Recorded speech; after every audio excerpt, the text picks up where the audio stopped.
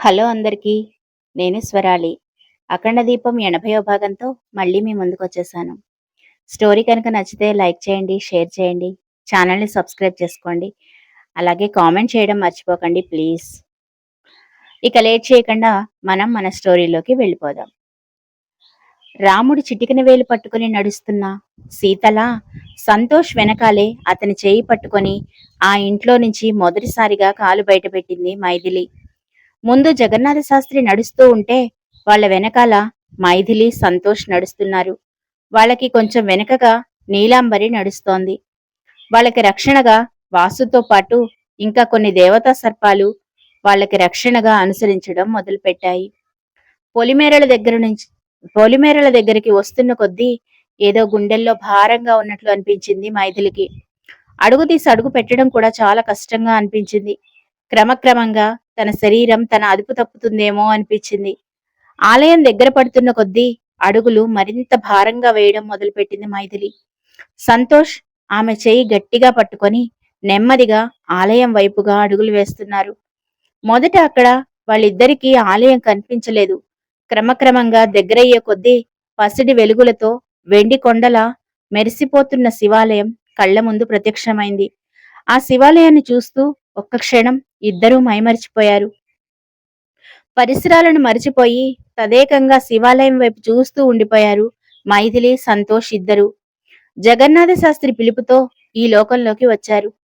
సప్తమి ఘడియలు దాటిపోకముందే పూజ పూర్తి కావాలి. అమ్మా, మీరు త్వరపడాలి అంటూ కర్తవ్యాన్ని గుర్తు చేశాడు జగన్నాథ శాస్త్రి. అప్పటిదాకా అడుగుల్లో ఉన్న తడబాటు లేదు. గుండెల్లో ఉన్న భారం ఏమాత్రం అనిపించలేదు. నిర్మలమైన మనస్సుతో ఇద్దరూ ఆలయంలోకి అడుగుపెట్టారు. వాళ్ల వెనకనే నీలాంబరి అనుసరించింది. ఆ గుడిలో ఉన్న కోనేటిలో స్నానం చేసి రమ్మని జగన్నాథ శాస్త్రి ఆదేశించడంతో ఇద్దరూ కోనేటిలో స్నానం చేసి తడి వస్త్రాలతో శివాలయం చుట్టూ ప్రదక్షిణలు చేశారు.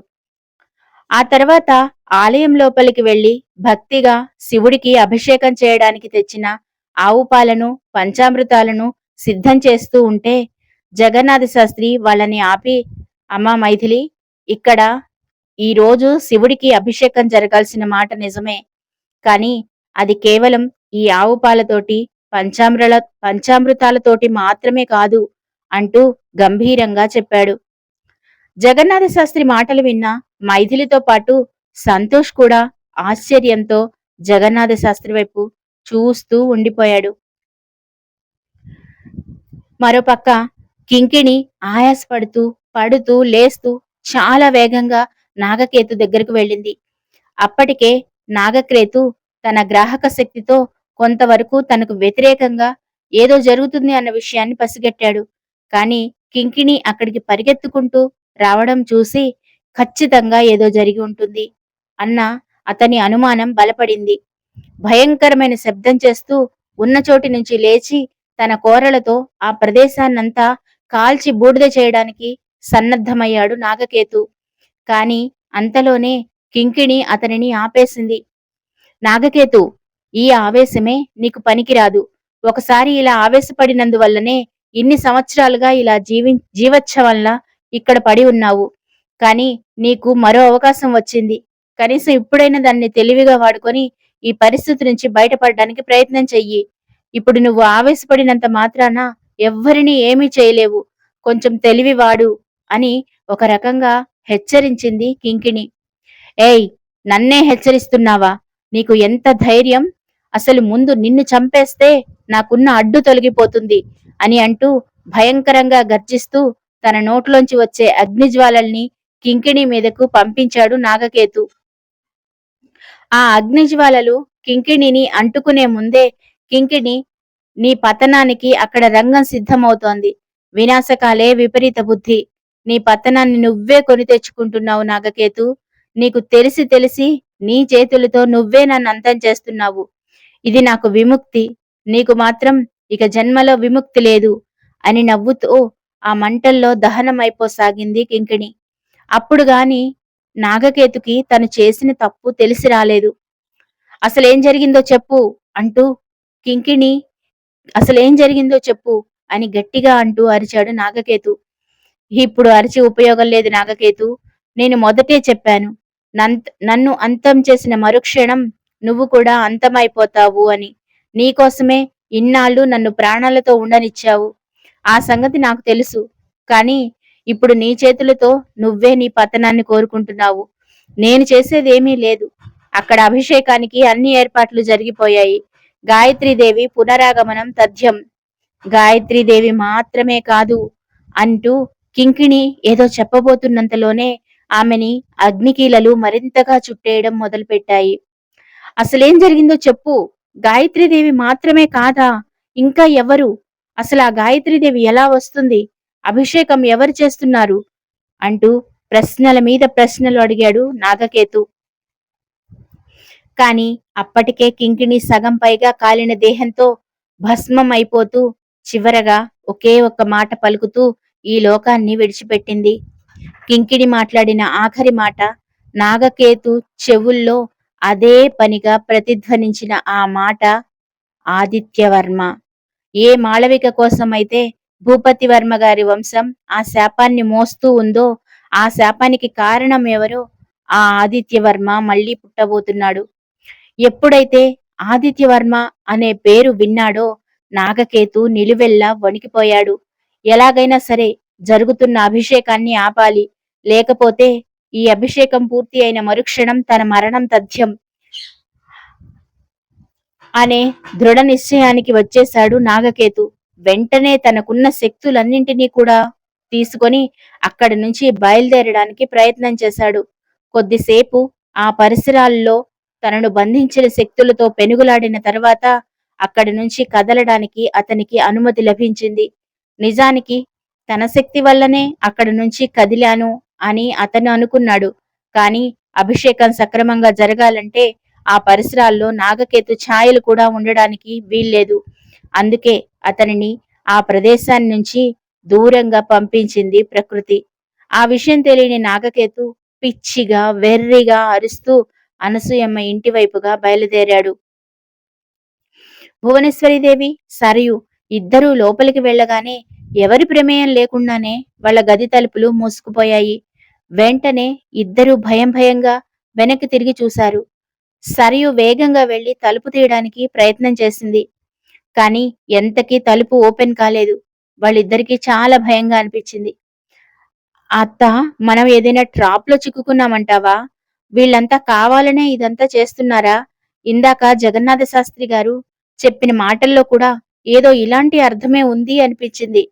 కాని అప్పుడు నా మట్టి బుర్రకి అర్థం కాలేదు అని అన్నది సరియు. భువనేశ్వరీదేవి కూడా భయం భయంగా చుట్టూ చూస్తూ, నాకు ఇంకొక సందేహం కూడా ఉంది. ఇప్పుడు ఈ ఇంట్లో యజ్ఞాలు యాగాలు జరుగుతున్నాయి. ఇన్ని పూజలు జరుగుతున్న ఇంట్లో ఆత్మలు సంచరించడానికి వీల్లేదు. మరి మరి మల్లీశ్వరిగా మనల్ని భయపెడుతోంది వేరే ఏదో అయి ఉంటుంది అనిపిస్తోంది అని అన్నది భువనేశ్వరీదేవి. అవును కదా అత్త, అదే అదే మల్లీశ్వరి ఈ ఇంట్లోనే ఉంటే ఇప్పుడు జరుగుతున్న ఈ పూజలు యజ్ఞాలు యాగాలు అన్నిటికీ భయపడి ఎప్పుడో పారిపోయి ఉండేది అని అన్నది సరియు. వాళ్ల మాటలు అన్నీ విని అన్నీ అక్కడే అదృశ్య రూపంలో ఉండి వింటున్న శ్వేతాంబరి నవ్వుకుంది. ఎందుకంటే వాళ్ళ ఆలోచన నిజమే. మల్లీశ్వరి ఆత్మరూపంలో ఉన్న మాట నిజమే. కాని ప్రస్తుతం ఆ ఇంటి చుట్టూతా కాపలాగా ఉంది మల్లీశ్వరి. భువనేశ్వరితోటి సరయుతోటి ఆడుకుంది శ్వేతాంబరి. నిజానికి మల్లీశ్వరికి ఎవరి మీద ఏ విధమైనటువంటి పగ, కక్ష, కార్పణ్యాలు లేవు. కేవలం ఆమె తన ఆత్మశాంతి కోసం మాత్రమే ఎదురు చూస్తోంది. ఇంకా కొద్ది గంటల్లో, ఇంకా కొద్ది క్షణాల్లో పూర్తి కాబోయే యాగంతో ఆమెకు కూడా పుణ్యగతులు వస్తాయి. భువనేశ్వరీదేవి కాని సరయు కాని జరుగుతున్న క్రతువులని అడ్డుకోకుండా ఉండడానికి జగన్నాథ శాస్త్రి నీలాంబరి సహాయంతో శ్వేతాంబరిని అక్కడ నియమించాడు. అందుకే భువనేశ్వరి, సరయు ఇద్దరూ ఆ గదిలోంచి బయటకు రాకుండా వాళ్ళిద్దరిని అక్కడే బంధించేసింది శ్వేతాంబరి. మరోపక్క నాగకేతు ఆవేశంగా అనసూయమ్మ ఇంటికి బయలుదేరాడు. అనసూయమ్మ ఇంటి చుట్టూతా ఏర్పాటు చేసిన రక్షాబంధనాలు అకస్మాత్తుగా అగ్నిజ్వాలను చిమ్మడం మొదలుపెట్టాయి. అది చూసిన పవన్, సందీప్ వెంటనే అలర్ట్ అయ్యారు. ఏదో ఏదో దుష్టశక్తి లోపలికి ప్రవేశించడానికి ప్రయత్నం చేస్తోంది అన్న సంగతి వాళ్ళకి అర్థమైంది. పెద్దగా శివపంచాక్షరిని జపించడం మొదలుపెట్టారు. నాగకేతు ఆ ఇంట్లోకి తను వెళ్ళడం అసాధ్యమన్న సంగతి అతనికి అర్థమైంది. లోపల జరుగుతున్న యాగాన్ని ఆపకపోతే తను ఇక జీవితంలో అనుకున్నది సాధించలేడు అన్న సంగతి అతనికి అర్థమైపోయింది. కాని అంతలోనే అనూహ్యంగా ఎవ్వరూ ఊహించనట్లుగా అతను ఒక పని చేశాడు. మరోపక్క జగన్నాథ శాస్త్రి, నీలాంబరి ఇద్దరూ కలిసి సంతోష్, మైథిలి ఇద్దరినీ శివాలయానికి వెనుక పక్క ఉన్న ఒక రహస్య సొరంగం గుండా లోపలికి తీసుకువెళ్లడం మొదలుపెట్టారు. నీలాంబరి దారి చూపిస్తూ ఉంటే మైథిలి, సంతోష్, జగన్నాథ శాస్త్రి ముగ్గురు ఆమెను అనుసరిస్తున్నారు. కొంత దూరం నడిచిన తర్వాత వాళ్ళ ఎదురుగా ఒక నిలువెత్తు కాళీమాత విగ్రహం కనిపించింది. అందరూ ఆ కాళీమాత విగ్రహానికి నమస్కారం చేసుకొని మాత వెనక పక్కగా ఉన్న ఒక చక్రం లాంటి సాధనాన్ని నీలాంబరి పక్కకు తొలగించింది. దానితో ఒక పెద్ద ద్వారం వాళ్ళ ముందు ప్రత్యక్షమై అది తెరుచుకుంది. తర్వాత నీలాంబరి, మైథిలి సంతోష్ల వైపు తిరిగి రెండు చేతులు ముందుకు పెట్టుకొని తల వంచి, లోపలికి వెళ్ళడానికి నాకు ప్రవేశం నిషిద్ధం. ఇక్కడ నుంచి మీరు మాత్రమే లోపలికి వెళ్ళాలి. అక్కడ మీరు ఏం చూసినా మొదట అస్సలు భయపడకండి. అది మిమ్మల్ని మాయలో పడేయడానికి, మీ శక్తిని పరీక్షించడానికి అమ్మ పెట్టే పరీక్షలు అంతే. వాటన్నింటినీ దాటుకొని విజయం సాధిస్తేనే ప్రస్తుతం మన ముందు ఉన్న అన్ని సమస్యలకు పరిష్కారం దొరుకుతుంది. ముఖ్యంగా మైథిలి, ఈ కార్యక్రమం మొత్తం నీ భుజాల మీదనే ఆధారపడి ఉంది. నువ్వు ధైర్యంగా ఉంటేనే మనం ఆ శత్రువులను ఎదుర్కోగలం. జరగబోయే లోక కళ్యాణం కోసమైనా నిన్ను నువ్వు సిద్ధం చేసుకోవాలి, తప్పదు అని చెప్పింది నీలాంబరి. నీలాంబరి చెబుతున్న మాటలు మైథిలికి కానీ సంతోష్కి కానీ అర్థం కాలేదు.